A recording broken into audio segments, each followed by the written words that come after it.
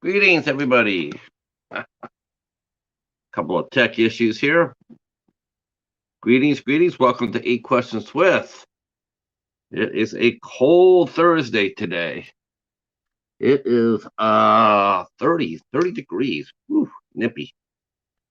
Welcome to the show.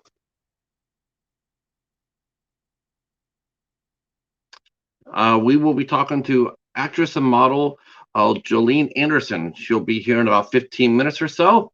Yeah, can't wait to talk to her. She has quite a lot of fun credits to talk about, and I'm sure her journey will be quite fun to discover. Hi, Anthony. How are you, sir? We are talking to actress Jolene Andersen today. Want to thank you guys for coming out yesterday, for coming out and supporting us as we talked to our good friend Mike Ferguson and his buddy Galen. That was a lot of fun yesterday. Yeah. But as we saw, Mike's star is definitely on the rise. I mean, he's getting a lot of press now. He's starting to get a little bit more difficult to land him for interviews and stuff. And that's always a good thing to see. When it comes hard to get the person, it's sometimes we're used to just picking up the phone and saying, "Hey, come in, can you do it?" But as a person, as their star rises, as they get more and more work, it's not so easy. It gets a little bit more difficult, and that's what happens. And that's always a good thing. That's always good to celebrate. Yeah, it was a lot of fun yesterday, and so Jolene Andersen. Yes, it took me a little bit to get her too, to come onto the show because she's also very busy, and that's always, like I said, it's always a good thing. And in fact, she's actually waiting there for us right now. So I'm going to bring her up here because I want to talk to her a little bit about a couple of things before the show gets started. So let's do that.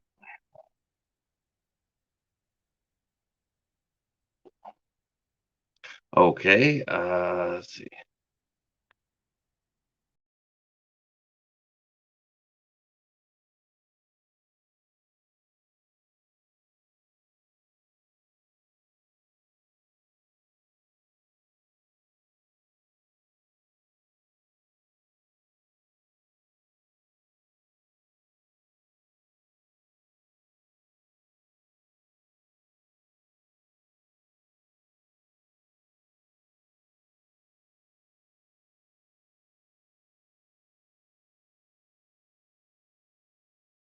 Always so much fun.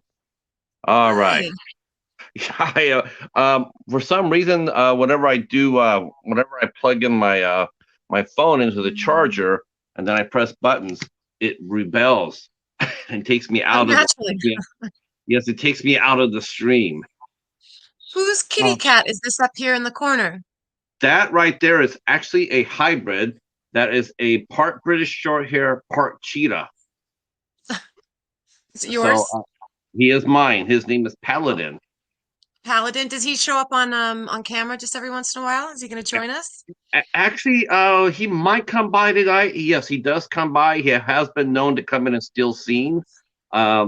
many times. Yes. Yeah. Me Um, too. Me too. yeah, but in wintertime, generally, he always likes to sleep under his blankets. So we Yeah. might see him, we might not. Yeah. Um, it's very nice meeting you. Nice to meet you. Hi, Patrick. I You know, hope it's really, I'm just using what's left of the daylight. So I think I've turned on like a lamp. So let's hope this works out. Okay. sure, you look great. Um, So here I, it's funny. A buddy of mine who probably will pop up here momentarily, he sent me a link today, and as soon as I saw it, I knew it. I said, you know what? That's my leading question to her. So Uh-oh. I have my own opinion, um, but I want to get your opinion about this. Just to actually, just have you ever done a interview, whether it be for print or electronic? Have you ever done an interview where you've done it and maybe afterwards you said something maybe you didn't mean to say or what have you, or maybe said something a little off, and something you expect a journalist to know and to help you do, like the journalists when you guys talk with, with a one-on-one, maybe they come up with some facts or stuff, you guys can talk about, like we're going to be talking about. Have you ever been interviewed with a journalist who hasn't done right by you? Not as far as I know. The reason I mentioned it is because the reason I mentioned it because I was reading. My friend sent me a link today. I guess that Jennifer Lawrence was interviewed by Variety, and in it she was quoted as saying that in the Hunger Games, like she was like the first time she had done, a woman had actually led an action film. Now I know some people are sitting there saying that she paraphrased it, but I listened to it and it sounded like that's exactly what she meant. Like her Katniss was the first action a woman to lead an action film. Um, Right. Obviously we know that's not true. My thing was it's like you have a journalist who's doing the interview and you have an editor. I wonder why they did not go back and help her out and call her back or her manager or whatnot. I And mean, I imagine they didn't want to. I mean, that's a really dicey game, you know. Maybe I just don't the stakes aren't so high for me, people aren't like putting words into my mouth. That's not sensational. Anything I say is not going to, open up a hole in the earth's crust, but she's such a celebrity that I imagine anything that they can like latch onto that causes, people to talk about it or gossip, and they don't care if, their talent is seen in a negative light. I don't even know if you have to build trust with someone like Jennifer Lawrence. Like who's setting up these interviews? Her PR company? Does she even have a choice of whether or not she meets with Vanity Fair? You know what I mean? They don't have to win her loyalty. I can't imagine. I don't know. But it's I read about it and I was reading some of the blowback she was getting, but honestly, I was more angry at the journalist and the editor. I wasn't mad at her at all. I was like, yeah, okay, so she said it, so what? But yeah. as a journalist and as an editor, that's your responsibility to Well, fix. I mean, my only guess would be that it's actually mean-spirited. I can Yeah, only, you know, I I don't I know. that's exactly how I felt too. That just be Even my first impression. Not I, that, I just I just don't think any actor or actress is that naive enough to sit there and think that they're actually a first to do most anything in Hollywood. I no. don't I mean, and I don't know how young she was, but she obviously had heroes before she got, I mean, I don't know. Yeah, I think some things are often misunderstood and misconstrued, or maybe she went back. She's like, well, that's not what I meant, but they don't care. ah, Neither does the public. They love to jump on some bullshit thing like that. Like, that's exact, the conversation should just be like, huh, that's weird. Did she really mean that? Anyway, yeah, that's exactly how I I felt. don't, I agree with you, Jolene. I was sitting there going like, okay, obviously anybody who's never sat down and watched a movie knows that that's not the case. yeah, Knows that. I mean, even to paraphrase that, it's still with even if that was the case, it's still silly because no one's going to go around sitting there going like, oh yeah, a woman can never lead an action film. Nobody's saying that, whether it be serious or not serious, because we all have our favorite action film leading ladies. I mean, yeah. hell And, yeah, I mean, there could be an argument to be made for the fact that, she's really young when she made those games, and maybe she was the new generation of that, that did bring it back into the fold, and she has a really big part to play in that. But that's only for having a conversation that isn't like catty and trying to drum up, shitty sound bites about celebrities. I don't know. yeah. I just didn't like it. I think you had the perfect word for it. You had the mean spirited. Yeah, it was mean spirited, and that's just it's irresponsible too on Variety's part Yeah. for letting that go through. I didn't like it. I didn't like it. I thought it was pretty crappy and it's something that they could have fixed. And now she has to sit there and take all that bullshit, as you said, Yeah. take all that bullshit for next to nothing. Yeah. All right. Hey everybody. I'm gonna acknowledge our chat is here. Hello, traveler. Glad you're here. Thank you for the shout out earlier. Hey Jim, how are you? Hobbs. Um, Echo, I saw you too. Yeah, yeah. He's saying that the cheetah gets yeah, he gets screen time because this is part of his contract. Yeah, Oh, he's yeah. so cute. Can everyone see him up here? Oh, All not interested and asleep? Can he will actually. Most of the time, how it works is I'll start talking, and once I start sitting here and I'll start talking, he knows that I'm doing an interview show yeah. because the only time and then so he once he hears me start talking, he'll come up here and jump around and he'll make a couple of passes in front of the camera or whatnot. And Right. he's a lot of fun. But it is winter time, so he does like that blanket. That's for sure. Yeah, no, Um, I've got a couple too, and they don't care that I'm on camera or that this is my job or anything. They'll really? just, It just, yeah. well, okay. Wow. They'll just do what they please. This is their couch too. I'm just hanging out, so they'll Uh-huh. join Just in. letting you borrow their room, so to speak. Yeah, yeah. Well, Um, no boundaries. No boundaries here. you know, you were born and raised in Australia. No, that's a different Jolene Anderson. That's Jolene Anderson with an S-O-N. I That's a You're completely different SEN. actress. Mm-hmm. Yeah. Yeah, okay, because you know what? I think they might have actually. One thing I was really impressed with right off the bat too. I think they might have bobbled you. Maybe they didn't. Maybe I saw. You know what? I was doing. I was doing my research, and it was Oh no, off yeah, if you like IMDb. Google it, yeah, no, I get Yeah, confused with her all the time. yeah. It's really it's funny. I feel like her and I should meet someday because we're not that different from each other, right? So you could look at her profile and believe it was me, right? Because we're not that, although our work is very different. Like our resumes are extremely different. We're two very different kinds of actress.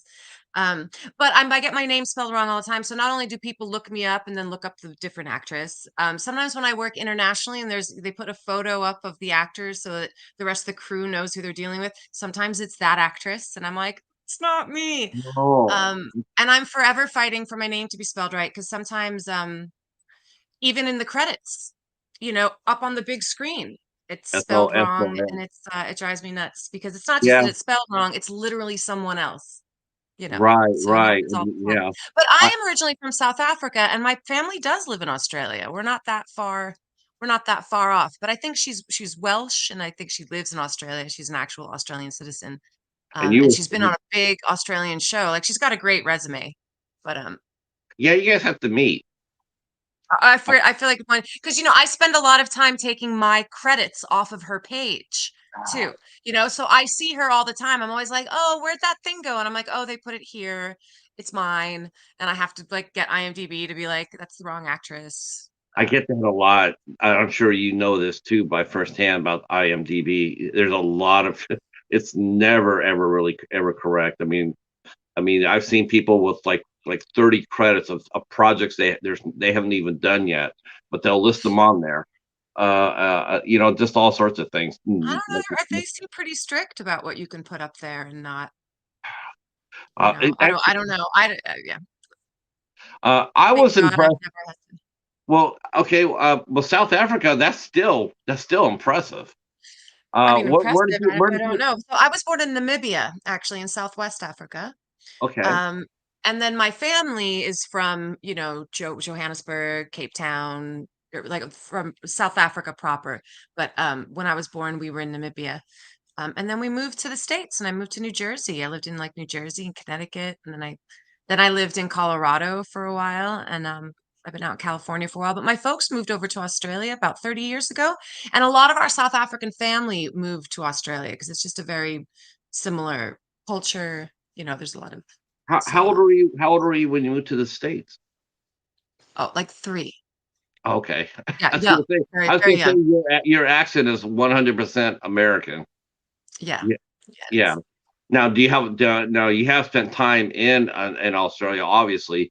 Now, Mhm. were you able to develop a Aussie accent? I can turn it on sometimes if I have to, but it takes some work because a good Aussie accent I start to get a bit confused. My head starts getting a little. I go into like Because I have all these influences in my life, right? My mother still has a very strong like Afrikaner accent, and then a lot of the people, my cousins, they're all very Aussie, and then I have a lot of English family. My best friend's British, and so it's interesting. I always have all this like blah, blah, blah. I'm not fantastic at the Australian accent. Like I really have to sit down and work on it. But yeah, no, I hear it all the time, so it's easy to kind of pick up, you Is know. that something? Is that something as a working actress? That's something something Mhm. we don't really think about too much. About accents or whatnot. Is that something? Is that some of your training? Do you work on accents sometimes during the day?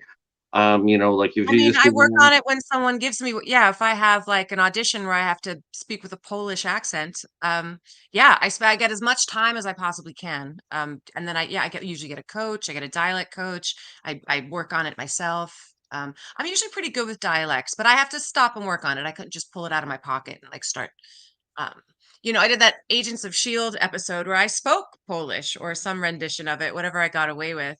And I had to do that for the audition, and then I had to do it for the show. So yeah, no, you just dive in. You just have to dive in, you have to learn it.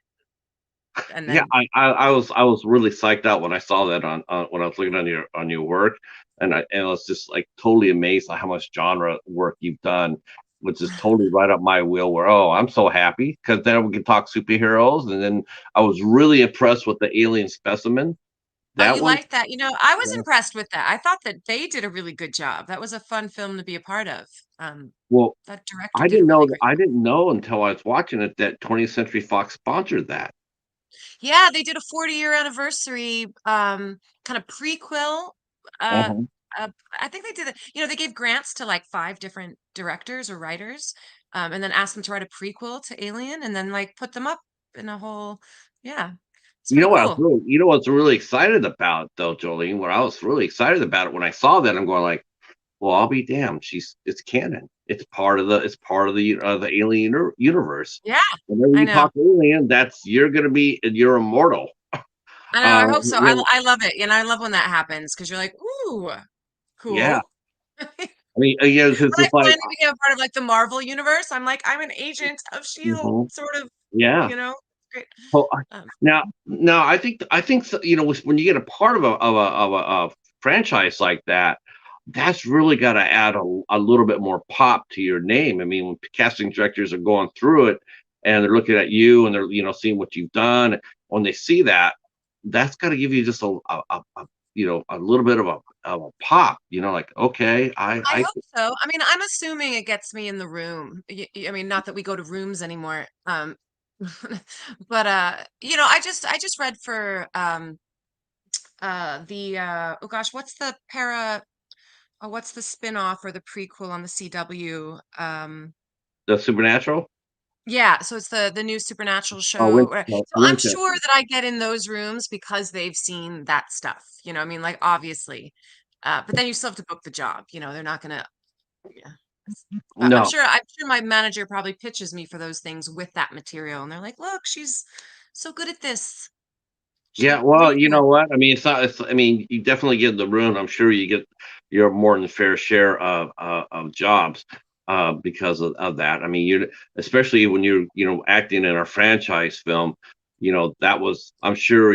What was the process like for that? I mean, how many times did you have to audition for a specimen? Oh, for Specimen?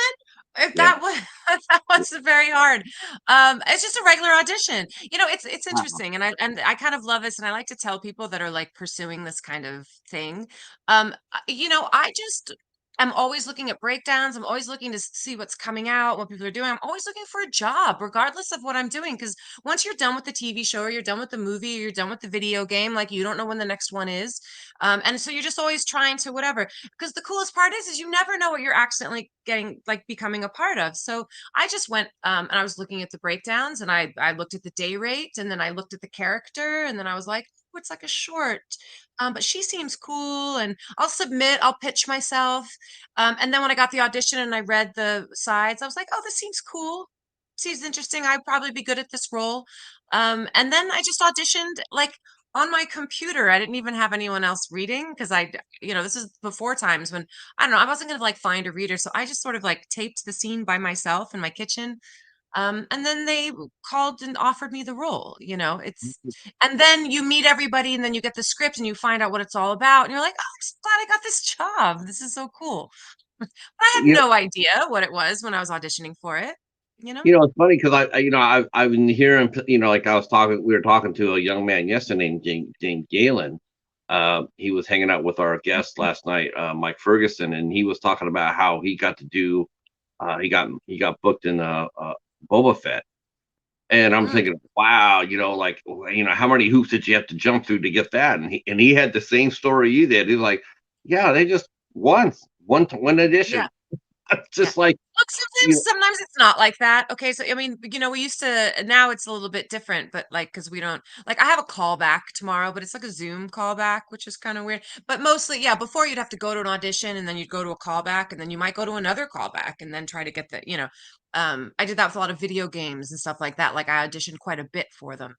But sometimes no, you just and then one day, and sometimes you just get like you can just go online and you're like, oh, someone's offering, what is this? And like an offer. And I'm like, what right. was that? I don't even remember. Did I audition for that? And then, it's a lot of that sometimes. And How does it's that just work? gotta Do you keep a journal? Like, yeah, I know you have a little section in your house. Every actor does now. Whether it's sometimes a closet, even I've seen them even do a closet where they do their audition tape. Do no. you have like like a notebook or anything like that where you type, you write in the job you got, the day you audition, and then just keep track of it that way? No, what a wild waste of time. Do you know how many auditions we do? Like, ugh, no, I would never do that. I would never do that. That's crazy. No, I can barely like real I mean, honestly, it really does happen like that. Like my manager's like, "Well, I'm calling." And I'm like, "I have no idea where you're calling." And he's like, "Did you just audition for something?" I'm like, "Well, of course I did. Like I auditioned for 3 things. This I can't remember." And like and I'm trying to go back to like, "What project was this that we did?" Like, "No, I don't." In fact, I mean, most of them you could go back in your email and be like, "When did I do that? When did I do this? When did I audition?" I don't think it's healthy to do that. You really have to do an audition and move on with your life. And move on to the next audition or move on to go for a hike, go have drinks with your friends, cook some dinner. I don't think it's healthy to obsess over your auditions what a colossal waste of time. Like I don't really like to be that Do you, regimented about anything. Do you Just ever move right along.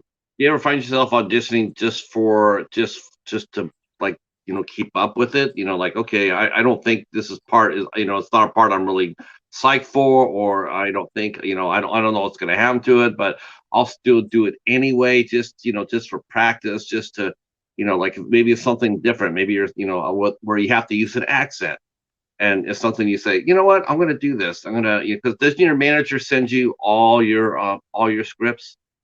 Does she? No, no, I do. I look for a lot of stuff on my own that's just a little bit different. And you know what I mean? Mm. Like he does great thing. Like he's with the big network projects and the really big movies with the big names. And he has like the career changing, like life changing opportunities. Like when he focuses on that. And then I just focus on staying busy and doing things I like. And, that's how I ended up with a video game career, just completely by accident. Then I have to do things just to fulfill myself. And then I do a lot of these smaller movies and the thing like the Alien and all that kind of stuff. And I just do that because I like to work. I'm an actor, I can't just sit around waiting for, Yeah. something to happen sometimes. So, I would do it for practice because I get to audition quite a bit. I do sometimes pitch and submit for things that I'm not sure I really am interested in, but then I'm like, I don't know. Let's see if they want me to read for it. It's a little bit of and then when I get it, I'm like, do I want to read for it? And then and then I just try to get more information, like what's the story about? Would the character be cool? Am I going to make money? What time of year is it? Am I sacrificing anything else? Who's involved? Is it going to be fun? Actually, at some point, if it I think it's pretty telling that you said, am I going to like it? It's going to be cool. I think I was really impressed how you said that before you said, am I going to get paid? It was like, is it cool? Is it gonna be fun? It's like yeah.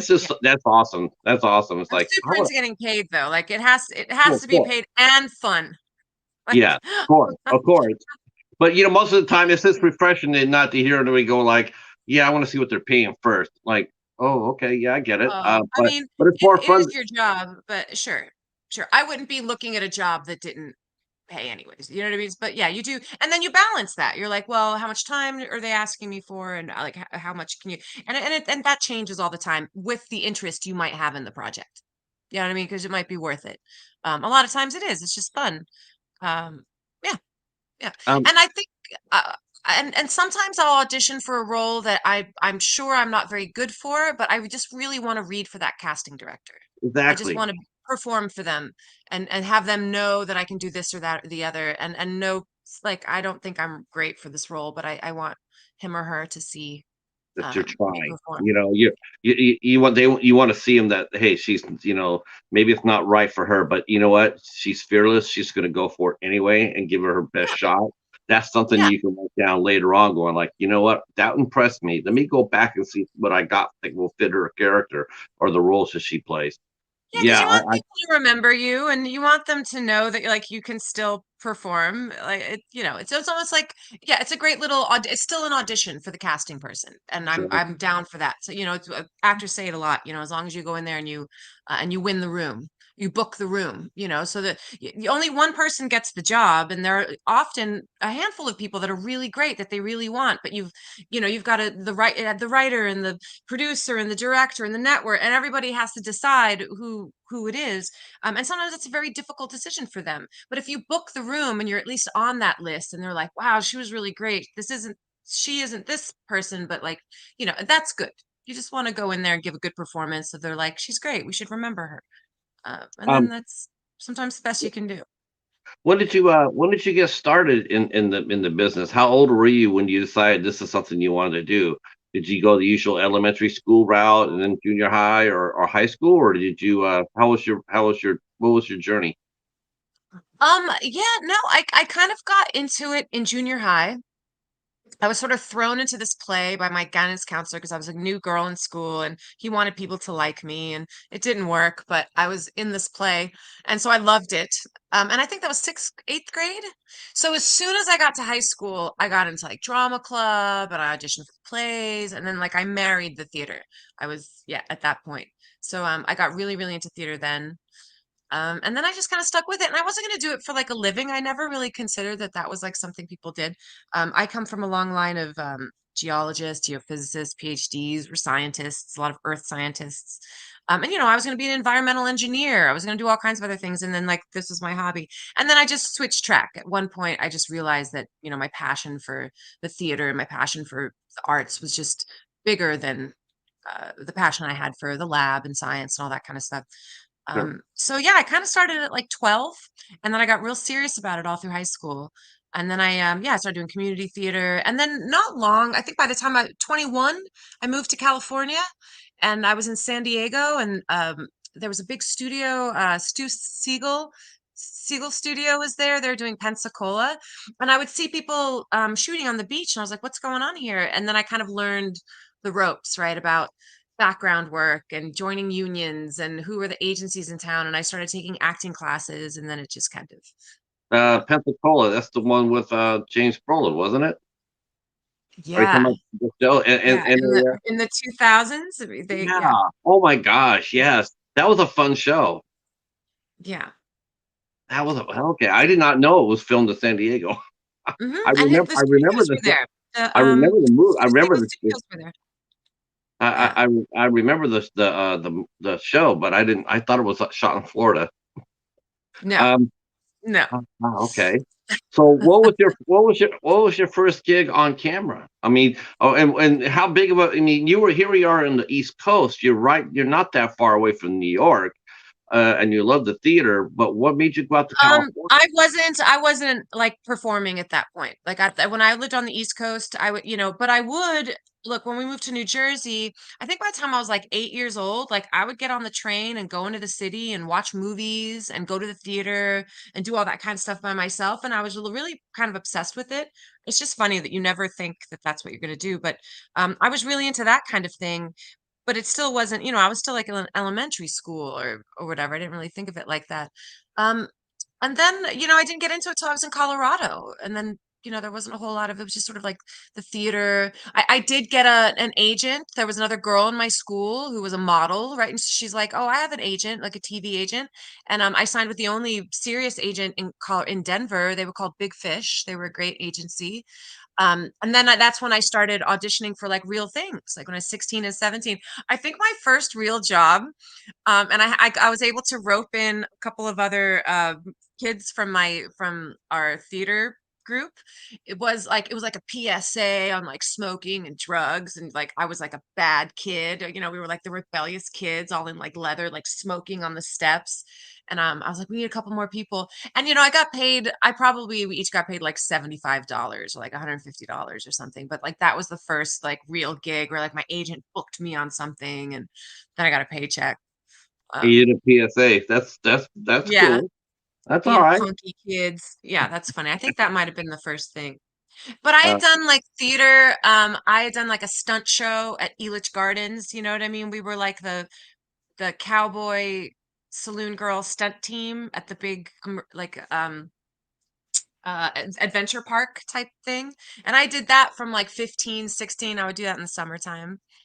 So, I mean, it's kind okay. of a professional gig and I get paid for it. Now did your folks support this? And because like you said, everybody in your family was doing, more scientific things. Did they support you with this, or did they think that you would just grow out of it? Um, you Um, know, my mom really supported me, and because she had to drive me around to these things, right? She had to right. like be like most stage mom. So my mom supported it, and she always supported anything I did.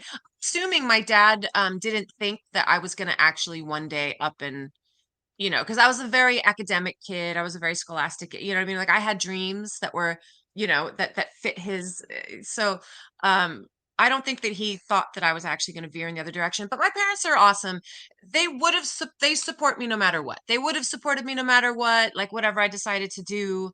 As long as I, was successful, I guess. Or I think they worried about me a lot, and I think my dad and both of my dads tried to dissuade me for a very long time. And it wasn't until I was in like my mid 30s that I was like, you guys, I'm not changing tack here. You know what I mean? Like, I'm Right. not going back to school to become an engineer. Like, this is my life.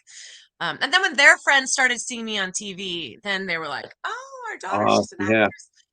But they always supported me. My mother, 1000%. In fact, when I broke the news to them that I was like, you guys, I'm not going to do chemistry anymore. I'm gonna act or do something creative. I think when I said I was going to be an actor, my mom was like, "That's what you were born to do." And then I think my dad panicked and was like, "Shit, she needs a degree or a husband." They're old school. So Yeah. What was the first time? What was the first? The PSA. Was that the first thing your parents ever saw you do with the PSA? What was the first oh, thing that they oh, they saw didn't you? even see that. No, the first time we did a community theater. We did Suddenly Last Summer, and I had the lead in that. And Nice. so and Tennessee Williams is like just the coolest, right? So they came to see that. And I don't know if my mom must have come to the high school to see our plays I mean, she must have. I'm sure she did because we were doing Shakespeare and all these different things. I was the lead in every play. I was like student director. I was really immersed. And so she must have come. Like, I don't know. My dad traveled a lot, so I don't think he ever did, but I don't remember. But she was always super supportive. That's why I don't remember. And then when I had like sort of this professional theater gig, my dad did come. Um, and like, yeah, that really changed their tune. And it really changed my mom. She was really blown away. She had no idea that like I would be up on. She's like, I didn't even recognize you, And she was like, she's speaking with an accent. I didn't know you could speak with an accent. I was like, yes, I'm an actor, mom.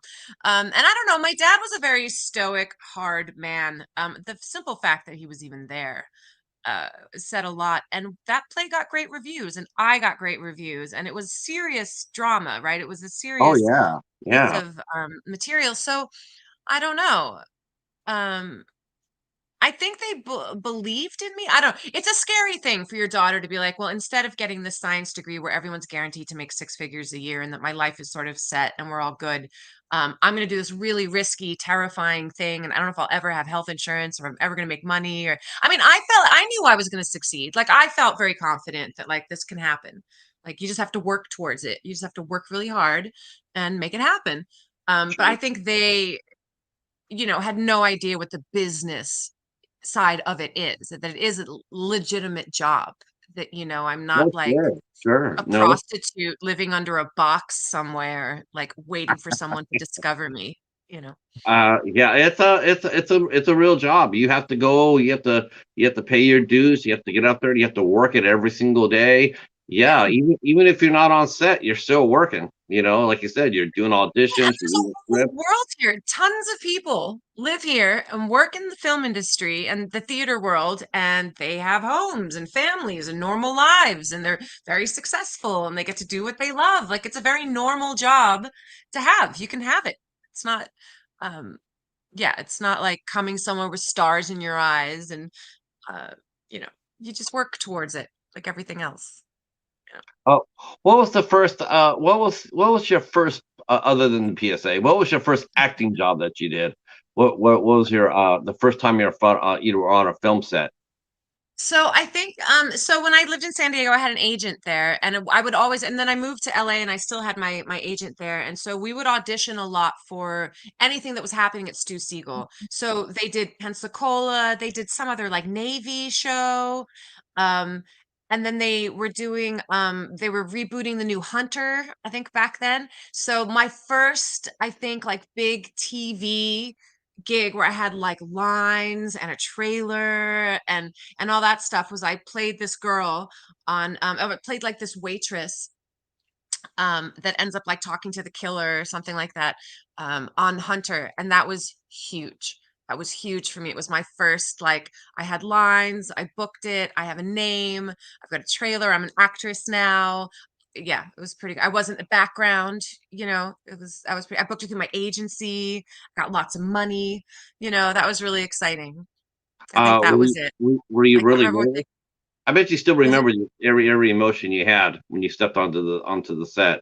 Were you nervous, or were you anxiety? Was it anxiety, or was it just the No, motor I was was revved up and like, excited, let's 'cause I go? did enough background work to know how to be on set and to know what the set's all about. Like, I actually used to think like people who've never done anything on set, like your first day on set must be a terrifying experience. To Oh, not know what all those people are doing and no one has to stop and be nice to you. It can be a very intimidating place if you don't understand the mechanisms, how it all works.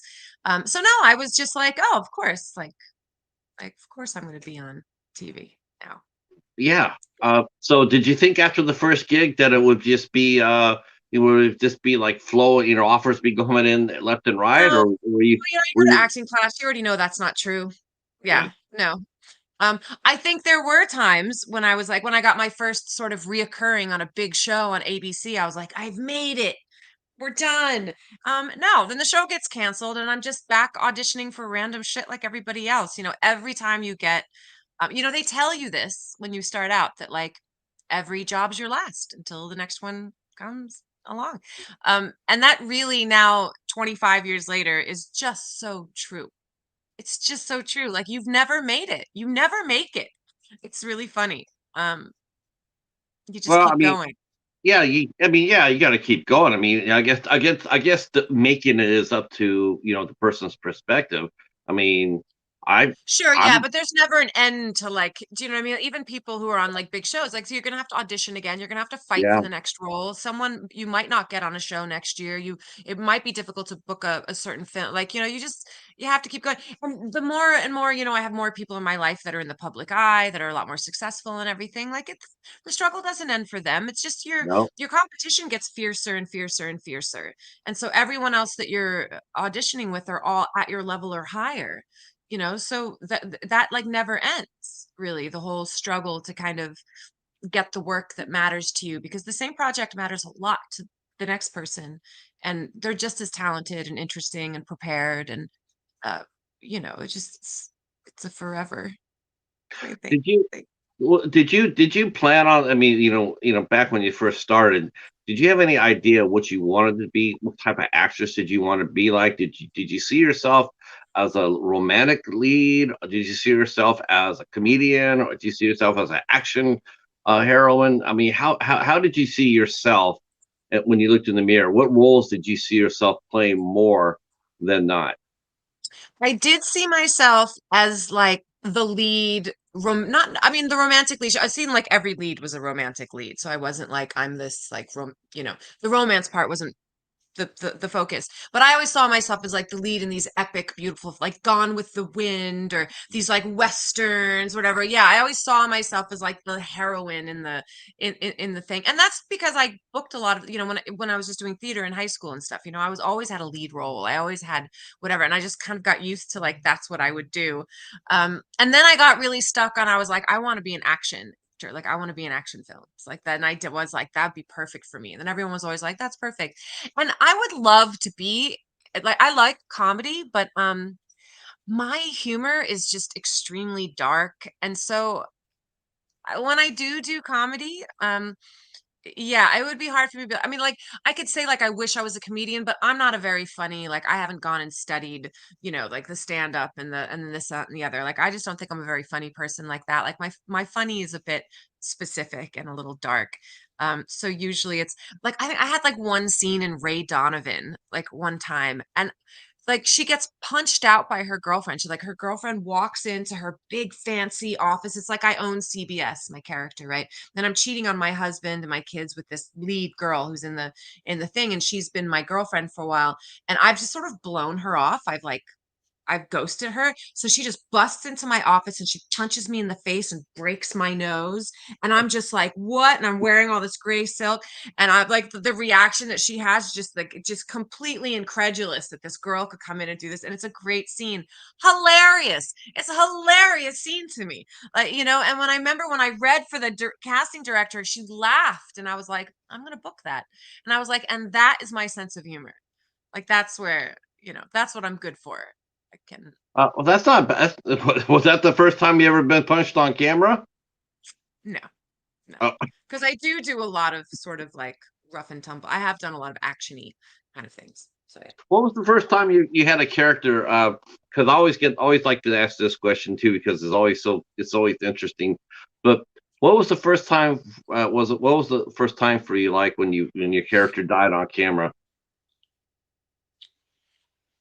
I can't How remember did you which. how did you play that? I can't remember the last time my character died. When did He is good, isn't he? I don't know. Deaths are really fun though. I mean, you know what I mean? I have I mean, obviously it's happened. I can't remember when the first time was or whatever. I can't. But deaths are fun, you know, because it's not like, I mean, if I was like on a TV show and I was like so excited to be a part of the crew, and then they're like, oh, we're gonna kill your character. Like that hasn't happened to me. Like You I'm know, sure that would be difficult pill to swallow. But just generally, if your character is in a movie or in something, or if you already know if you're a guest star and you know what's gonna happen to your character, like right? deaths are fun. You're like, how am I gonna die? Uh-huh. Yeah. Yeah. Yeah. You're right. Because it used to be in series TV. Here's our main cast. Okay, great, and then you were locked in. But now Yeah. you get a cast on a series that's like, oh yeah, we're gonna kill you off in episode 12. But Yeah, I'm because then again, but you I'm a got that. I regular. made it, and they're like, actually, your character falls off the cruise line in episode 5. And you're like, okay, I'm actually thinking one of the most famous cases that happened to. There was an actress named Diana Mulder. You remember her? I'm not sure. Oh, she did a lot of work in the 70s and 60s. She was on the original Star Trek. She did a Star Trek Oh, Next Generation, but she was on a yeah. show called L.A. Law. She played a attorney, and she was part of the regular cast.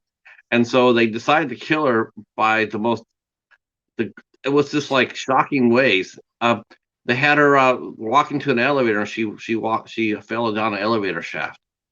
Nobody saw it coming. This is before the internet, before all spoilers and everything. So Yeah. when you watched it, you're like seeing it for the first time. Oh my stars! It's just like, wait a minute, what just happened? Wait, what? Um, Yeah. yeah. Now, have your parents ever watched you do a rough scene? Has there ever been a scene that you've done? a role I you feel like play? my parents have, like, really not seen anything I've ever really done. Like, and I think this is partly because they moved to Australia. So, you know what I mean? When I'm like, "Oh, I'm on the show." I think finally the last episode of NCIS LA I did, I know that my mom's best friend saw it. So I was like, "Oh, okay, so obviously they can see that."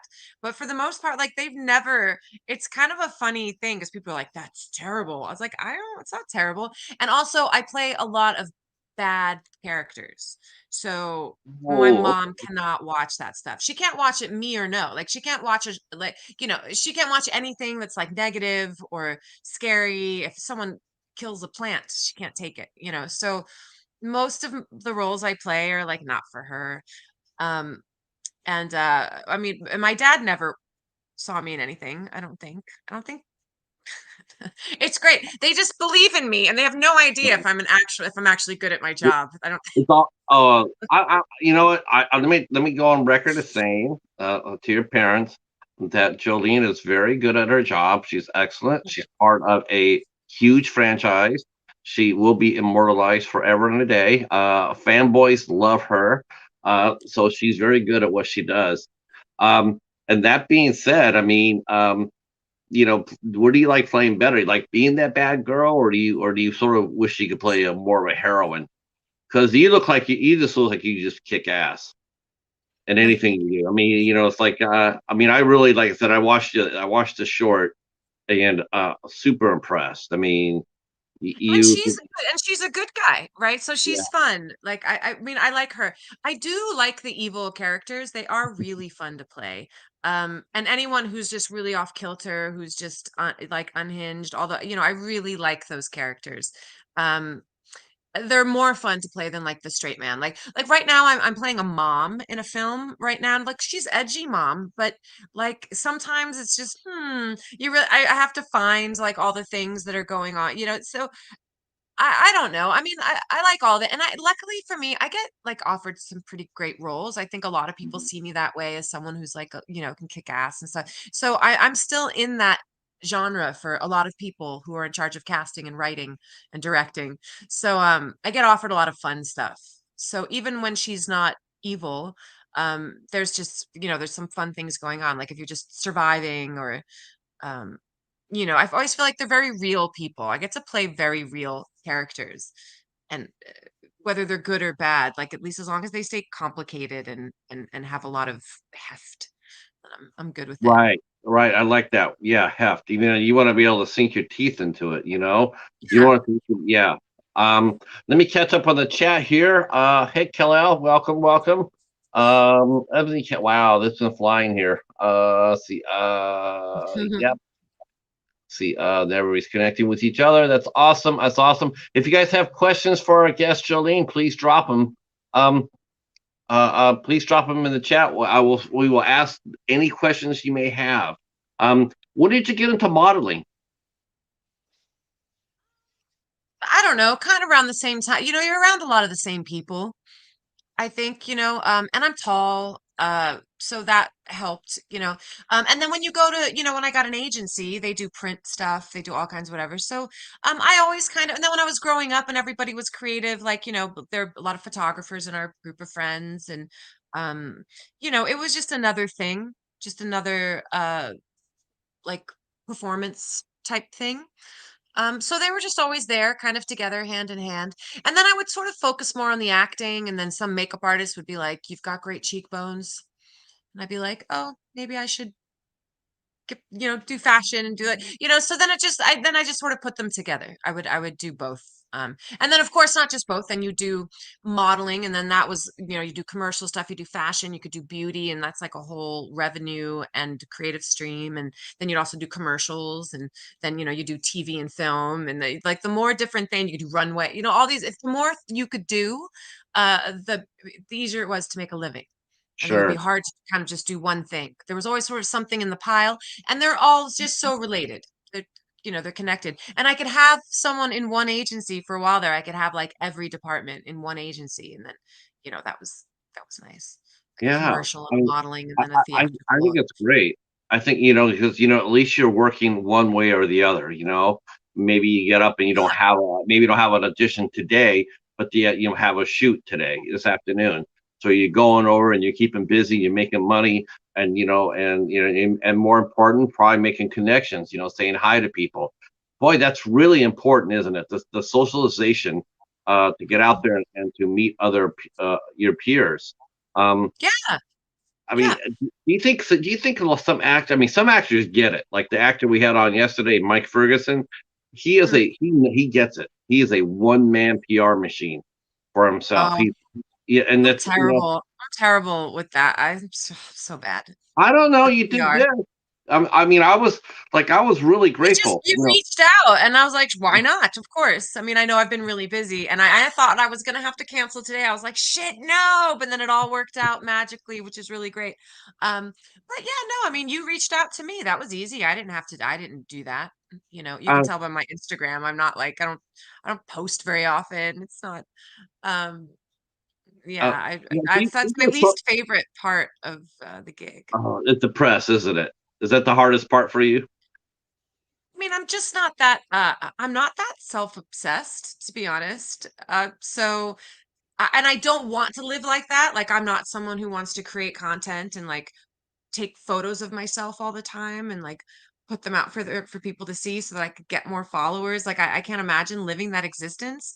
Uh, And I really just kind of hope that like when someone who's interested in working with me like looks up at my socials, that they will be okay with that, that I don't have like 50,000 followers, but I also, yeah, I don't know. I just don't need to it's an take a interesting. photo of myself wearing something sexy with some weird inspirational quote. Like I just don't really, yeah. Yeah. It's the mentality that I'm just not that into. I don't mind if other people do it. Like when other people do stuff, I always share it and I do whatever because I do want to be relevant. I just never like I never really wake up and be like, I need to like take a picture of myself talking on this thing right now. It's like, but that would be smart, right? If I took a photo of us having this discussion right now and like Yeah. put it on my social networks, that'd be really smart. But I don't want to Actually, do that. I just want to I'm be here with you. actually, I'm really hoping that you will do that because it will really help me too. So I yes, know. by all See, means, see. take that picture. um, yeah, I got a couple of questions here from our friend. Our friend Kalal has asked a couple of questions. What is your dream role? So if you could play any character in any movie or TV, what character would you like to play? Would you like to play a character that already exists, or would you like to create your own character?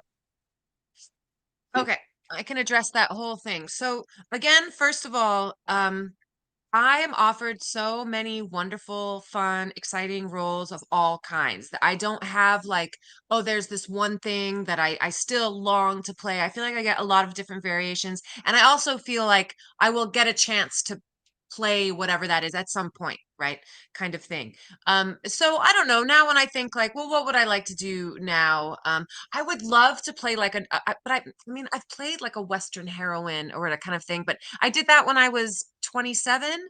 So now that I'm older, I would love to have a really gritty part in like in something like Yellowstone or something like that. But I feel pretty happy with the roles that I get and the things that I get to read for. Now whether you book the role, I would love to be on a really great show. I would love to be on in a bigger movie. I just feel like I would like to be in something that has a larger audience. I think that's almost where like my mind's at, where I just want to do something on a caliber, on like a level that's like this, the production's top notch and everything's like amazing. And like that would be really interesting to do. But as far as the characters go, like, I get to play warriors and queens and lovers and murderers. And, I'm always get to play No, these really complex yeah. women. And um, I don't know. It's pretty good. What was the second half of that question? The second half of the question is, are most, and this is a good question. This actually is a pretty good question. And are most friendships with castmates genuine or superficial? And if the latter, does it bother you? That's something that we talked about before on here. And it's like I remember the very first actress I ever talked to. She was an actress named Kim Poirier, and we talked about that. Uh, Like when you, because when people get on set, on see it on special features all the time, right? Like we all bonded Yeah. as a family. We always hear Yeah. that a lot when it's during the production. But as soon as the guys separate, it's like I remember she was talking about her first time she was on camera. We're talking about the Dawn of the Dead remake she was in, and I remember asking her, I'm going like, now, like, did you stay in touch with anybody after the movie was over? And she was sitting there going like, no, not really. It's like, it's not like that. Um, and I I'm mean, thinking, wow, it depends. I mean, it really depends. A lot of my friends are from films and projects that we've worked on years ago. Um, I don't create false relationships. That's just who I am. I don't pretend to be connected to someone if I'm not. I can't stand the fake set love. Like, there's always that guy that's now like either your co-star, or they're like now he's just gonna come over and rub your shoulders and like hug you all the time. You're like, I met you like 5 minutes ago. Like, back the fuck up with your intimacy that you just, you know what I mean? Like, so there's that set love that kind of freaks me out, that like right, fake intimacy, but I don't take part in it. You know what I mean? I have no problem being like, back off. I'm like, I yeah. don't know who you are. And that being said, though, there are people that I do build a really close relationship with that you do feel safe like that. And they're still my friends. And yeah. So yeah, I mean, I don't personally pretend to like people, be friends with people that I'm It, it, not it, friends it, I think it's because maybe it's the nature of the beast. You do get together and you do like your castmates and you do like them. But the fact of the matter is, it's like a lot of them are from when you're shooting on location in New Orleans, doesn't mean you all live in New Orleans. You could No, be in New no, York, and you don't Chicago, see them Houston. again until, Right. hopefully there's a premiere. And then everyone's like, "Yay!" And then hopefully they bring their wives and girlfriends and kids that you talked about the whole time while you were, and it's almost like being at like, I don't know, like band camp or something or any camp. So it's a really intense situation when you make a movie or you are on a TV show or whatever. Like those relationships can get really intense and really tight and very intimate. Um, and like you do kind of feel like family for life, but you're also just going to move on to another family. Actually the beautiful thing about having the social networks and everything is that you can still stay in touch with all of those people and you Yeah. can still see what they're up to all of the time without, no one's got time to have 500 friends, but like in a year after all those projects, you make a lot of friends. um, and then a lot of people are repeat, because you are still friends with them, and like a director will bring you back on, or someone will be like, hey, do you want to play this part in this? And but I mean, my friendships are genuine, and a lot of those friendships are genuine. I mean, a lot of people are kind of fake, and I think a lot of people are just exploitative um, in those relationships. But Uh, no, a lot of them are real because we're in the trenches together and we spend a lot of time together, and there has to be a lot of trust. Um, what happens? What happens when you do? What I mean, it's a rare. I know it's hopefully it's rare, but what happens when you do go on a set and maybe there's that one person that you just it doesn't click. it You sucks. still got a job to do, but when the camera's off, you're sort of like, it grind. You grind your teeth a You little just bit. got to be a grown up about it. Like, what do you do? Like, what do you do with that in any situation in your life? You know what I mean? Unless there's there's an issue and you need to talk to someone and be like, this guy needs to, other than that, you just have to deal with it. It's never gotten to a point where like it's, you know, been so debilitating that like you can't do your job. But like, it always sucks if there's that one person that's just a dick, and you're like, ugh, gotta be around him all the time. And like, and it's a lot of times when it's an actor, it really sucks because they can't really do anything. And like, and I hate it because sometimes it's celebrated a little bit, but like, yeah, that person that just can't deal with the long hours or like snaps at people, or they're just really negative, or they're just dicks. Like, it sucks to be around that because it's a lot of hours, and it's just nicer when everyone works together and we all just get through it and do what we can, and everyone stays cool because it can be a tough slog. um but you just have to roll with it, you just have to deal with it like you do with any other situation where there's someone that is unsavory or you don't really care for. You've actually ventured into another field, and that's video games. Mm, How did you end up doing video games? That's a tough. I mean, it's rising. I mean, there's more and more. I'm seeing more and more people get into it. Yeah. I have I have someone who I know. Hopefully, I can get him on the show. His name is Elias, and he does a lot of video game work. Um, how did you get into that? Same as everything else. I mean, um, I had a friend a long time ago that was like, we were both actors and everything. He's like, "Oh, I'm doing this motion capture stuff," and I was like, "Well, what's that?" And he had booked a job that was like a motion capture situation, but it wasn't a video game. And so when I sort of saw some of the breakdowns come out, I was like, "Is this the motion capture thing you're talking about?" And he was like, "Yeah." So, it was just another casting that I saw somewhere, and that was the very first Resident Evil Biohazard movie that they were shooting in Japan. And I was like, oh, cool. I'm going to sort of pitch myself for this because I had a really like edgy kind of haircut. It was all like, action. And I try to sell like my action credentials and like, um, and I had the audition, which was cool. And I sort of focused on like, what do they look for when it's mocap? Is it a more physical performance or whatever? And I just auditioned for it. It was along with, it was just another thing. Um, and then eventually booked it, you know what I mean? And then I don't know, the next time I saw something that was similar, I was like, "Oh, well, I played this character in this thing, so now I have this experience." And then it just another thing came along. And I auditioned for that. And then I think that was like Tomb Raider. Um, and then I Right. got to do full performance. And then it was like the Tomb Raider people that were like first started casting the Marvel Avengers game.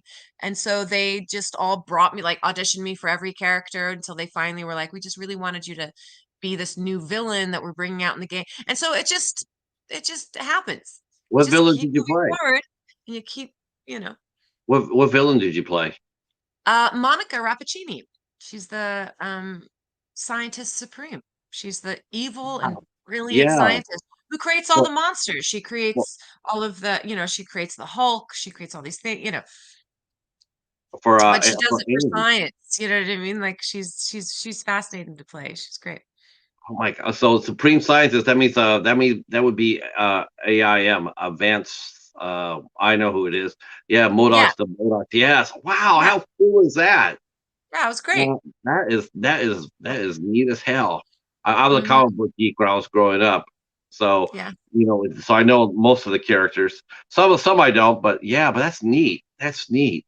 Do you think it's part of it? The reason why they go ahead and continue to, because mocap is, I mean, you have to basically wear all these wires and tags and stuff like that, and you have to sit there. And it's like, I guess it's sort of like wearing a lot of makeup.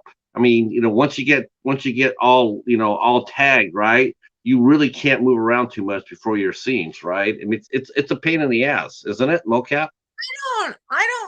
I don't feel that way. Yeah, it's quite a song and dance to get all suited up and everything. I make sure I am suited up in a way where I can use the restroom wherever I want. But then you're like in the outfit, like you're fine. I mean, you're not gonna go out for a hike or swimming in the ocean, but like as far as just being on set, like you're perfectly comfortable. Like you're Okay. fine. You're just in this. It's almost like you're in like I like to call them little condom suits because it's what it feels like, and you have little like hold on that all zips up. But no, you're just zipped up in your little suit and they put all the things on you, but you can walk around and sit down and relax. And no, it's not too bad. Um, yeah, no, I don't find it all that uncomfortable. And I find it a very natural way of like I think you just maybe just get used to it. You just get used to having this like body glove on. And then and it's kind of nice to be able to act and do the full performance like that, where everything you do um it's almost easier to be in like wardrobe and makeup as far as like imagining your character, right? Because you are in this like silly little suit. uh, Right. Right. I'm gonna have to Trying to be say all this for the record. badass. I have to say this for the record too. You're very funny. Yeah, you're very fun. You're very funny. Yes. And yeah, I'm sitting over here. You're just cracking me the hell up over here. Uh, uh, so I think you have more comedic chops than you realize. Um, Oh, so just for my so friends. now do you have to now how do you approach those characters? Because it's a video game. They're seeing an animated version of you. Uh, the first time when you did it, were you surprised how hard you have to act like you act like in front of a live cast, live, it's a live set. I mean, were you surprised? No. No, Sorry. you're ready for it. The only thing that surprised me, and I wasn't quite, I mean, obviously I was ready for it, but I didn't realize, like you can't mess up, right? So I show up in like Tokyo to do this thing, and I was definitely their second choice, and I'd been like renegotiated to fly into Tokyo real quick, and I hadn't gotten the script yet, but you cannot mess up from top to bottom. Like you can't accidentally hesitate or say the wrong word because then you have to cut and you have to recalibrate everybody and you got to start all over again. And so that pressure to go from top to bottom without making any mistakes was something that I hadn't anticipated. I was like, oh shit, this is intense. But we did it. And it was fine and it was a big challenge. But and that's the one thing I was like, okay, I just have to know that you can't mess up. Everything has to run very smoothly from top to bottom, or you have to start over again. And then that's the most important thing. Yeah. Outside of that, it is no different from normal acting. It's No. just you living and speaking in a space, whether it's a film or anything else. I think it's all the same, right? Because I You mean, know, I have you ever seen voice actors act? I mean, I work with them obviously all the time on Yeah. these video games. But with the first time you went in there to do this, were you surprised at how intense they were? Intense? Yeah, I'm saying this because I watched we watch a lot of animation here, and they have sometimes they have special features, and so they'll show the characters of the doing the roles, and you sit there and go like, well, they're just cartoon characters and just speaking, Oh, but they go back there and there they are in front of they got their notes in front of them, got their microphone right here and whatnot, yeah. and they're like on stage, they're Oh, yeah, blistering. no, and I do a lot of voice stuff too. No, but it's just Yeah, you're performing but you're just using your voice, and yeah, even when you're doing the mocap, you have to remember that you can't really you can act with your eyes and your face still, but you have to be very specific about what you're doing because they're not really your eye, so it's so you just have to lend something else to it. So when you're doing a voice acting, yeah, you're still acting. They just can't and you have to almost remember that you're like you can't use your hand to help convey something or a look to convey. yeah. You're like, oh, you have to remember that you have to convey everything through what you're saying. And you just sort of have to be reminded of that. But you're acting and they're recording That's it. intense. That's intense. You never get to sit on any laurels. Right. It's still the Well, same thing. I was going to, I was like, yeah, I guess you're right. You really couldn't be moving around. I mean, they get to go in there and act like, like pow, boom, whatever. But I guess you're sitting there and everything's projecting from your voice. Right, That's but they give you, when you're just doing the voiceover, that you have a nice big booth, you have a big room, and you can get up and you do stuff. I mean, I do. I never do my voiceover sitting down. I always am standing up and like trying to and living through the moment and just yeah. trying to remember that the audience can't see when I make that face that I have to make sure that comes through in the vocal performance. Um, I mean, I think all actors are intense. We're all I've never, intent. We all have to make it. We like provide the product at the end of the day, no matter what. yeah, I've never seen a voiceover actor sit. Never once have I seen them sit. They're all standing up. Mm, Because they're all moving. They're all in motion. And that surprised me because that's exactly how I thought before I saw that. And I think most people think that, like, okay, how do they do this? They just sit down and read into a microphone and they just record it.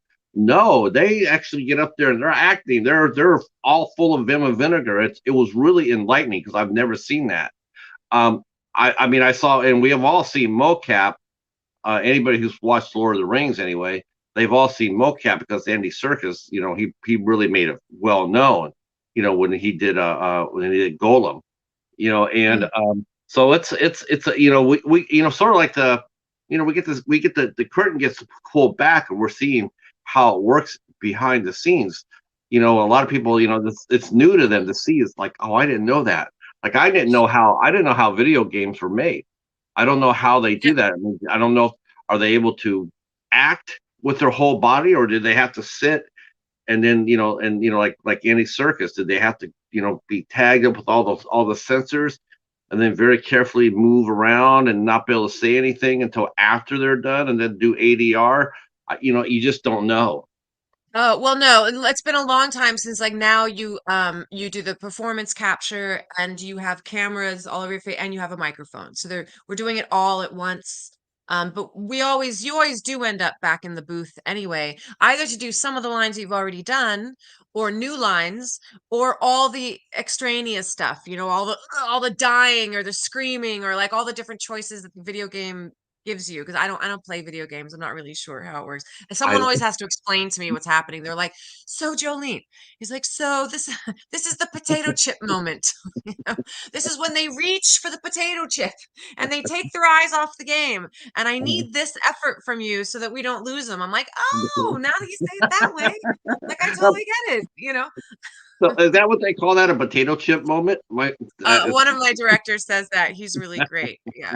He always tries to explain it to me in very layman terms. Yeah. We're gonna have to remember. I don't think I've ever heard anybody say every here. I'm sure we have some gamers in here. We'll have to ask them now. Now when I read a review, I'm gonna sit there and say, oh, I wonder if this video game has any potato chip moments. Potato chip Um, moments. how cute is that? What did you know about Resident Evil? What research did you do, and what characters did you play in Resident Evil? Oh, so I was Ada Wong. And I didn't know anything about it. I mean, I remember I was like, "Oh, isn't there like an action film with that, whatever?" So I just looked up I'd never done it before, so I was really excited. So I was like, "Ooh, Ada Wong." So I Googled her, and there's all this like Ada Wong porn, and I was like, "Oh my God!" And I had a boyfriend at the time, and I was like, "I'm playing this character," and he's like, "You're what?" I was like, "What are you talking about?" And I came over to the computer, and I was like, okay, I'm not playing that.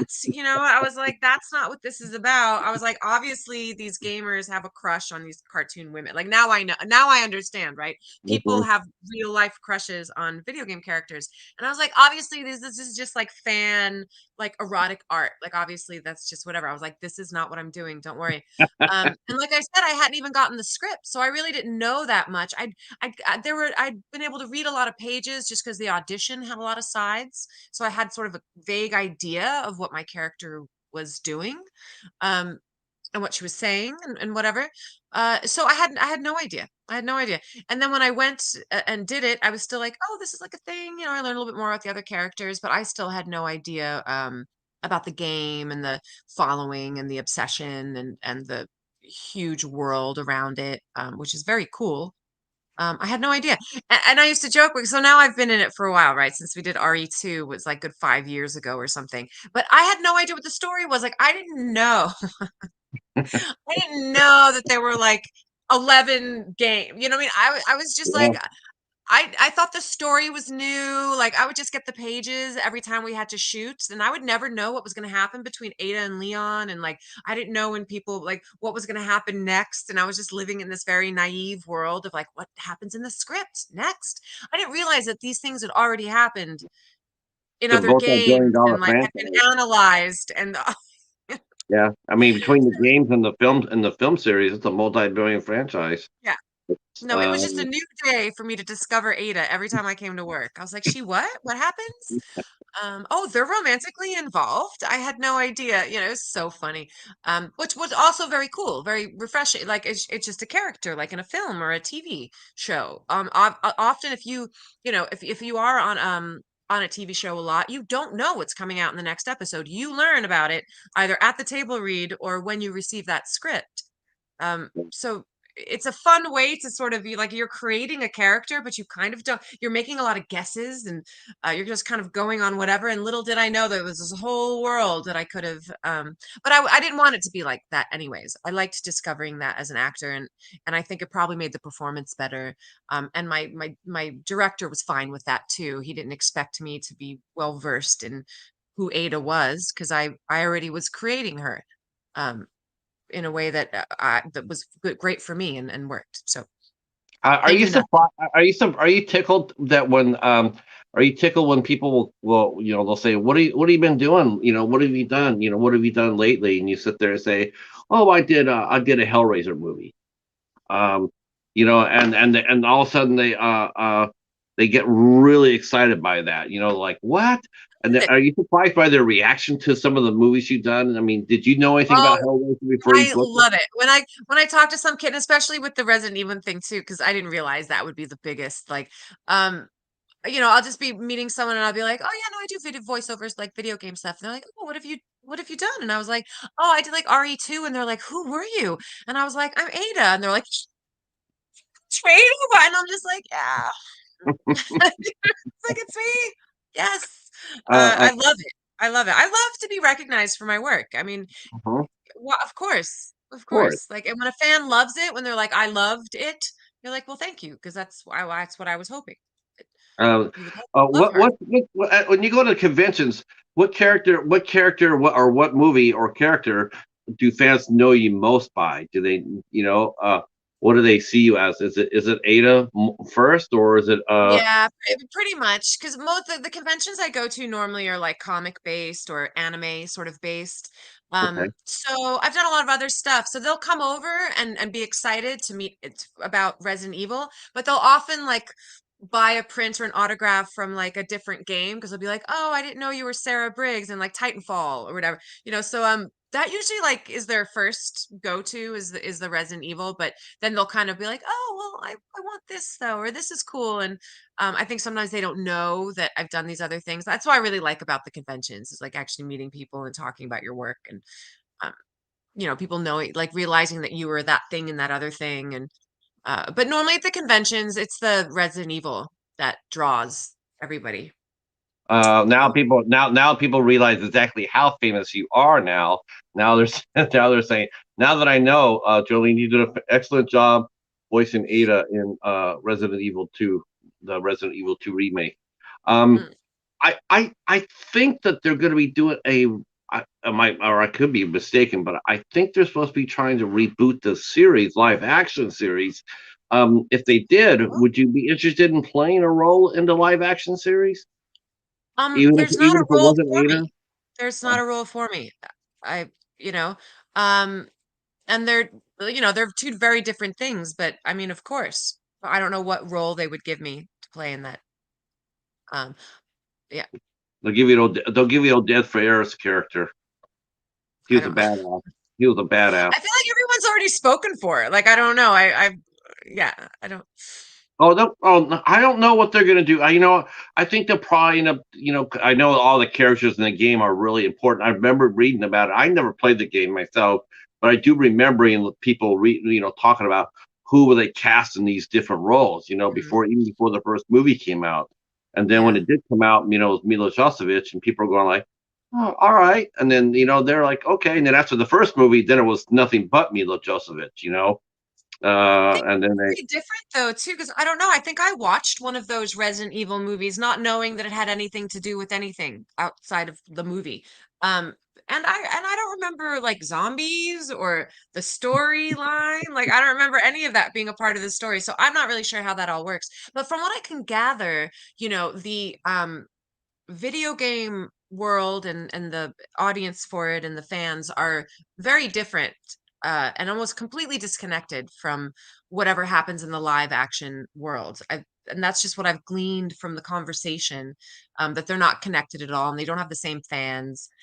Um, so I mean, uh, I don't really know. And the stories seem to be different, but I know they just made one. They just made like a live action not too long ago. I now don't think it did very well. Now, is it harder for you to create a known character like Ada? Is it easier for you to get into that skin because that character already has a history and a background, or is it harder for you to get into a original character? Say, you're doing a movie or a TV role, and that character's, it's a script, but there's no history. You're just like, okay, you're gonna play the bad guy in this role, and then how is there any different ways you prepare for those roles? A known quantity versus an unknown. I mean, what's easier to prepare for? It's the same. Really? You know what I mean? It's like you're still creating a character. Like I said, I mean, I treated Ada as a new character. I didn't go and study all of her like the other renditions of her or who her character was. I didn't do that. I didn't do that with Monica Rappaccini. I didn't do that with any of like, I was like, I just went with because you know, you've already auditioned for it, right? You've already read for it, and whatever you put together or gleaned from that script or offered up as a character, the director has decided that you are going to be that character. And so no one has ever been like, I want you to study who this person was or anything. They would just be like, this is the story. And if it's all connected, right? So when we were doing the Marvel thing, I'm like, wait, what happens? And he's like, so he's a monster. And I'm like, oh. And he's like, just imagine he's really big. Like, I have no idea what they're talking about. I was like, oh, okay. And so they would just very excitedly explain to me what the world is, and I would just suck it in and imagine it. And it was really fun. And then, that's how I would figure out what my relationship is to this person and what it actually looks like and what world I'm living in. So it was still fresh every day, and no one expected anything different because I think, you know, they just want you to create the character. And whether you're creating Right. the character that's already exists in the world or you're creating a character that no one's ever seen before, they're the same thing. They're a person and they're a That character. that would be hard to ask any actor or actress to come up there to do a Marvel character and ask them, like, go ahead and create it on your own, do whatever you want, especially if they already is, the source materials in the comic books, Well, because she's been written. There's a script. Like I can tell who she is from what's happening. You know what I mean? It's the same thing with Ada. Like I didn't need to go into this whole, like I would get a script that was very clear. This character has been written. I just performed her. She's already been created by someone, and that goes whether we're talking about a character who's already been out in the world for a very long time or someone's first time character, like with the movie, it's already been created. It's just handed over to you to perform. you didn't you I didn't mean, do any. you're creating on your own too, but like, Right. it's not, you're not creating it from thin air. You've been given a whole lot of direction in the script and, someone else already created that character and then you're just Did you, adding your. when you do your research, because you research for every role you play, I'm sure, like, you want to, if you're a scientist, you want to look like you're a scientist. You want to, see what they do and how they carry themselves. Did you Yeah. do that for your? Did you do that for the Marvel series? Did you go back and read Well, read the I've background? I've grown up around scientists my whole life. And I think there's something to be said for like, okay, so I can understand the certain like there was already something I could tap into because so the preparation comes um with just the breakdown of the character mainly because I didn't have to develop a skill for her that I didn't already have. Um and I've been around science my whole life. It's like a hobby for me. You know what I mean? Like it's not Yeah. something that I'm not familiar with. Um but it comes down more to like who is she and what is she thinking and what does she want and what exactly is going on here, and does she think what she's doing is evil? Does she really think that she's moving the race forward? Does she really like, does she trust this person? Did that relationship mean something to her? Is she a sociopath? How, like, you know what I mean? It's all more like that stuff than how So do I who act like a is? scientist. Like I can already if I didn't understand how scientists thought, maybe I would like research something that would help me get into a mind frame or um that would help me maybe inform those other questions. But that was already something that was like in my wheelhouse, which is probably why you book it. You know what Right. I mean? Like Yeah. you go in for the audition and like when I had to read for the Marvel for the Agents of Shield, I was like, oh, I was like, her lines are in. They wanted it to be. They left it open. They wanted her to be like an Eastern European woman, um, that could speak anything, Russian, Croatian. She could just pick one, right? And so I was like, ooh, I think they want Russian, but it was really hard to figure out on Google how to speak the Russian. So the easiest thing was Polish, and I could at least phonetically hear it on the Google and try to spell it out. So I mean, yeah, I had to prep that. I was like, "How do I speak these lines in Polish?" Um, and then I also just listened. I watched like a couple Polish films because I wanted to get like what almost like the spirit of the people, right? I was just like, how should I hold my body? How should I hold my shoulders? Like she's a warrior. What should I think about the climate there and the cold? And like if you were in a war on that land, like what would you feel like? What would it feel like what kind of person would you be? How gritty would you need to be? So you do the research when you need to, but I didn't have to like study how to be a scientist. Um, uh, one She's thing I just a noticed, narcissist, really. That was y- easy enough. yeah, yeah, like I said, it's like a character like that, like you want to go back and like I remember reading, the lady who directed Nomadland, Mm. Rosalind something or another, and she won Best Director, and then they turned around and they gave her the Eternals to film. So you're gonna have you're gonna do the Eternals. You're gonna direct the movie. And she was quoted saying, going like, I don't know anything about them. I know zero about them. And I went out there and they gave me a stack of comic books to read about it. And I just felt like, and it showed. It showed on the camera that she didn't know about the characters. She didn't really know about the material. She was filming, or and I think that's one of the reasons why the film struggled. Um, Oh, I mean, it's just, they gave her some research material, but that's like one of the hardest. I mean, I don't really think people realize how hard it is when you have an established franchise. How hard you have to go back to study that to bring those yeah. characters. To source. Yeah, it. I mean, I would say directing something and produce like that's a different responsibility, Yeah, you know?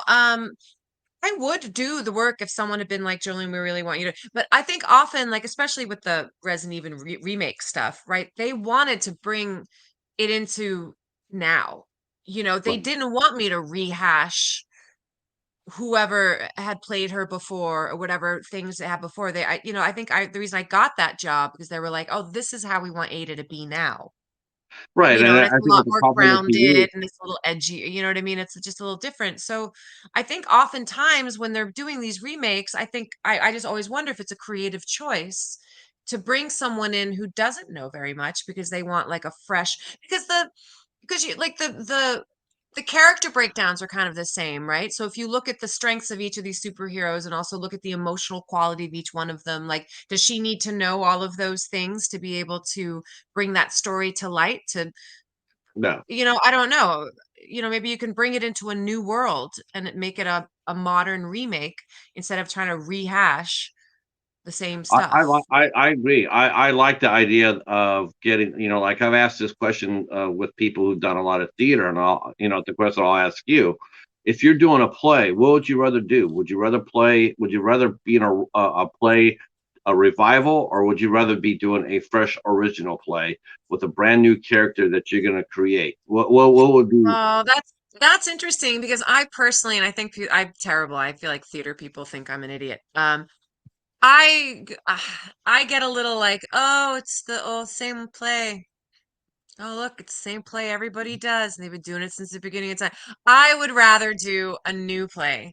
Yes, I have a hard time being like, we all know this story. We all know this yes. story, and who wants to come and see this again? I don't even want to see it again. So It, that's it, just my preference. it makes I me don't. laugh. It makes me laugh when I see them giving up Tonys, and and they're giving, is that what they're called for the theater, right? Tonys, Mhm. and they give the best actor in 42nd Street, and it's like, Les Mis, and it's like, why are you giving them an acting award Well, for no, something because they've they're done? obviously doing an amazing job. Because given that you're like, ugh, tired, these people are still putting out an amazing show that the seats are full and everyone's coming to see Yeah, it. And if you really, the truth of the matter is every performance is different. Every actor brings something different to the role. Every stage director is going to bring something different to the role. The producer is going to bring, so that's not I just don't get very excited. Someone would really have to talk me into something like that, because I just get a I'm little with bit you. like, uh, but they're obviously I rather hugely see fresh successful. faces. I rather see a fresh face. I'd rather see a fresh playwright and a fresh story than seeing someone get an award that's something that's been rehashed for 50 years. Look, no one's ever going to beat Sarah Brightman in Phantom of the Opera. So stop with that already. Let's create something new, fresh, something original. I'm with But you. people want to come see it. People are Yeah, sitting in the I guess they it's want to see comfort it, food, right? It's comfort food, right? The I don't familiar, know. the I'm not a familiar. huge theater person, and I also am not a big musical person, and I get a lot of shit for that. So I try to be What? like, You don't like "Okay, I musicals? have no opinion. I don't You know. don't like, you don't like musicals? I'm not Okay. wild about musicals. I like the opera. I'm going to the opera next week, Yeah. but Oh, really? Okay. yeah. Uh, uh, so what's next for Jolene? What's going on in your world in 2023? What can we look forward to seeing you do? Oh gosh, I don't know. I'm shooting a movie right now that's sort of like a thriller horror-ish. It's really cute. It's fun. I think it's gonna be a great little movie. I guess that'll have to come out. I do a lot of dubbing for Netflix, so there's a lot of real I'm really thrilled with all these foreign films that are coming to like English speaking Netflix. So I do a lot of that kind of stuff. What else am I doing? I did another film earlier in the year, and I'm not sure when that's coming out. Actually, I think that's going to come out in theaters. So I did a Armageddon. I did this Asylum film. There's their 25th anniversary, and I think they're going to start showing in theaters next week, Oh actually. my God, you just I said think the I magic word. Uh-oh, where's Echo? Where's Echo? Echo's still here? Echo, our friend Echo Zero in the chat. He is a huge, crazy Asylum fan. He is a Oh, well, he where is does an he live? I think I have a list here of uh, the 5 theaters across the US where Armageddon will get first have a limited release. But that's coming out, I guess now or next um, week. I was a little um, surprised by that. yeah. How'd you like working on an Asylum set? I bet it was fast and furious, wasn't it?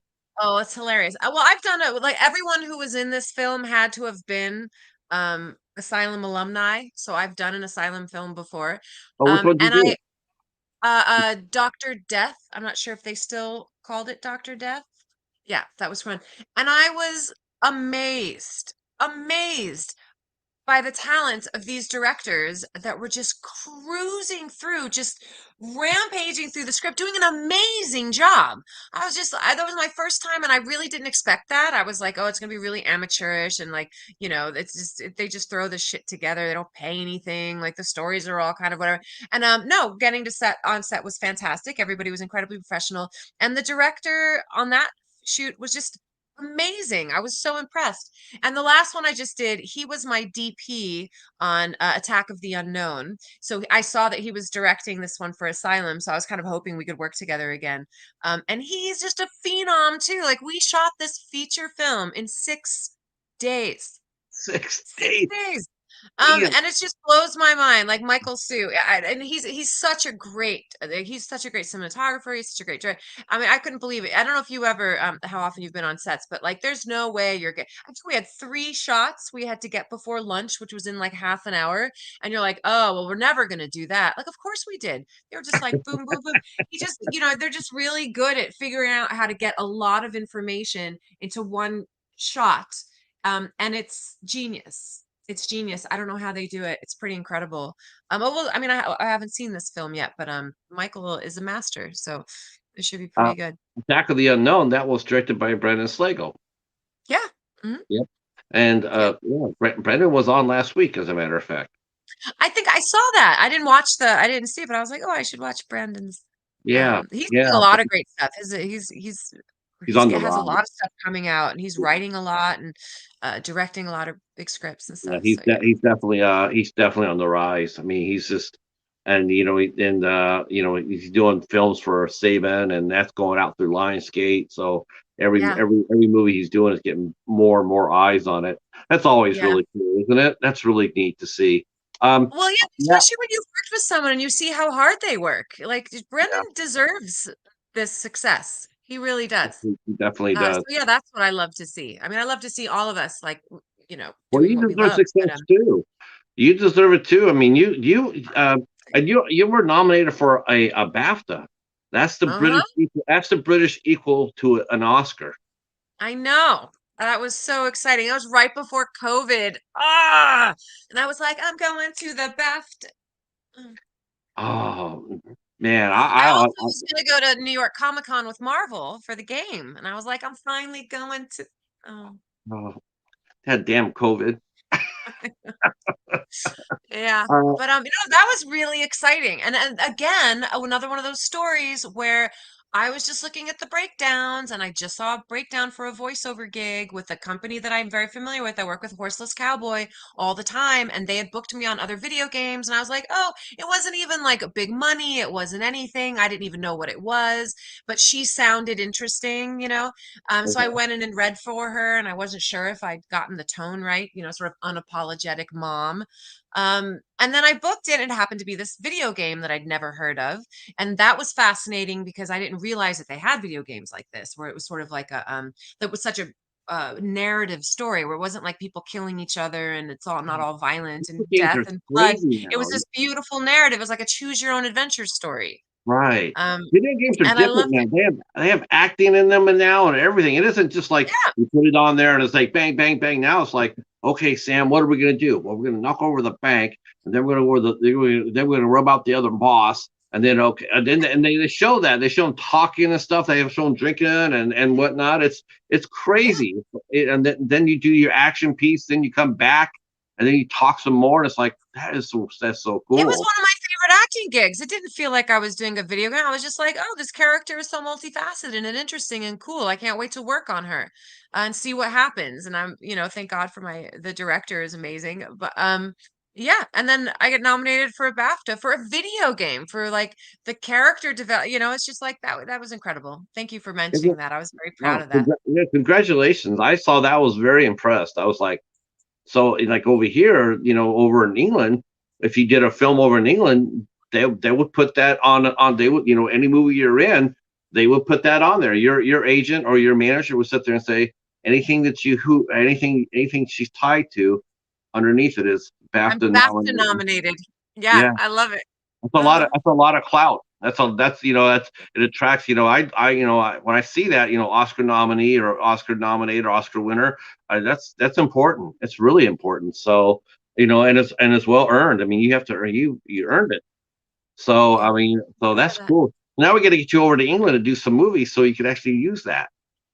I'd love to. I love England, so I would just like to go there and shoot some movies. Sounds great. Um, I'm in. yeah. So we got the Asylum movie coming out this week. Echo is, I'm sure Echo said, yeah, um, yeah, 25th anniversary. I'm Hmm. the It's gonna be a doozy. There's like every monster in the Asylum universe. It's oh, now this what's movie. what's the let's see, what's the movie called? It's called Armageddon. Armageddon. I don't know if okay, I where don't is know if that? they put it because I just because I got this lineup. I'm gonna find it right here, telling me all about. See, oh, there's Um, Dr. Death. I see Dr. Death right there. I don't I don't know. It just says Armageddon is running from the 16th to the 22nd. It's called 2025 Armageddon, I think, is that's what we call okay. it. So it's playing at the Lemley in Glendale, the Hickory Ridge Cinemas in Brunswick, Ohio, Trilon Cinema Minneapolis, Minnesota, O Cinema South Beach, Miami Beach, Florida, and in the Aurora Cineplex in Roswell, Georgia, Nothing in from the 16th Washington. to 22nd. Sorry, Echo, nothing in Washington, buddy. Yeah, You sorry. got to write to David Blatt and David Blatt and tell him where you're at, so so he can send you something. Yeah, he's a super fan. Yeah, well, it'll be somewhere. It'll be somewhere. He probably has like the Asylum channel then, right?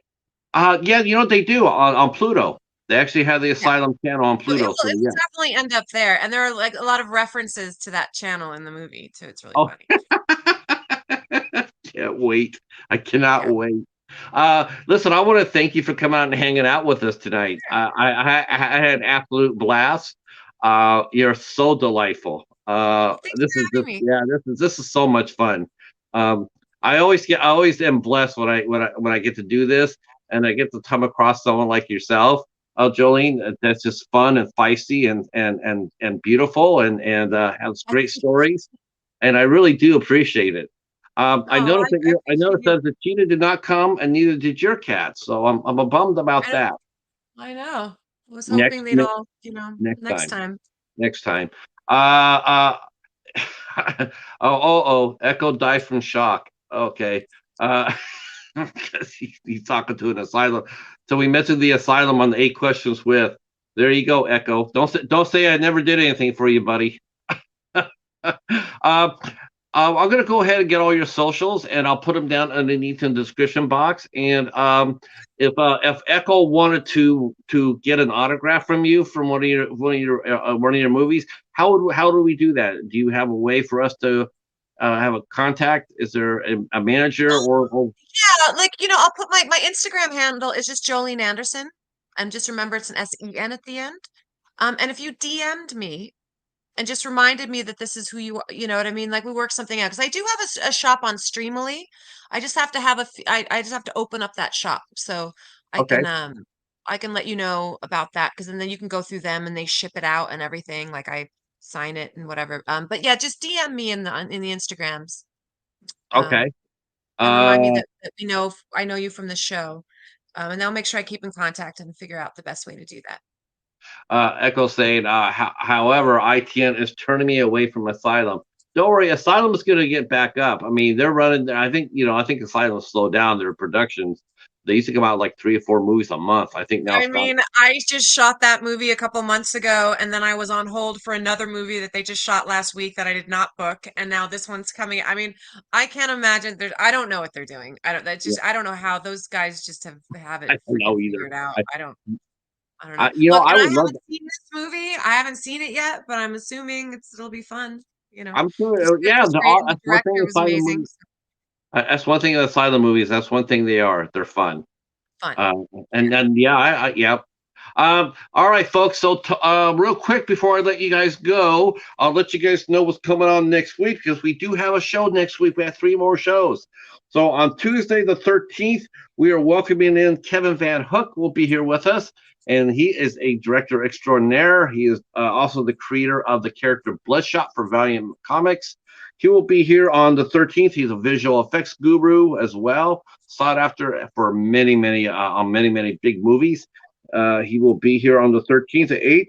On the 14th, we have probably the only screenwriter, full-time librarian I've ever had on the show. He's a full-time librarian, and he also writes screenplays. And he sold 6 this year. 6. He sold 6 screenplays. You're doing well when you sell one. He sold That's 6. great. Yeah, Yeah. he's very impressive. And then on the 15th, we'll be talking to Victoria Varden and her buddy Rocky, her husband Rocky, from Ghost Walk Films out of Ohio. We'll be talking to them a week from today here on 8 Questions with. Everybody else, thank you again for coming out and supporting this show. I really do appreciate it. Way to send us off with a bang this week. Jolene, thank you so much. And Thank you we'll do guys. it again sometime. All Stay right. right where you're at, and to the chat and everybody else. I will see you on Bones' channel at 10 o'clock for the midnight hour. Until then, we'll talk at you soon. Peace.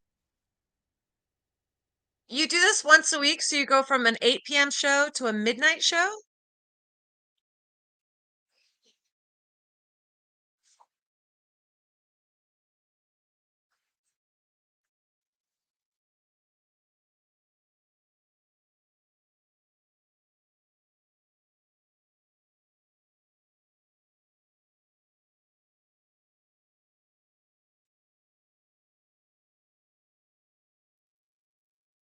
StreamYard is going to drive me nuts.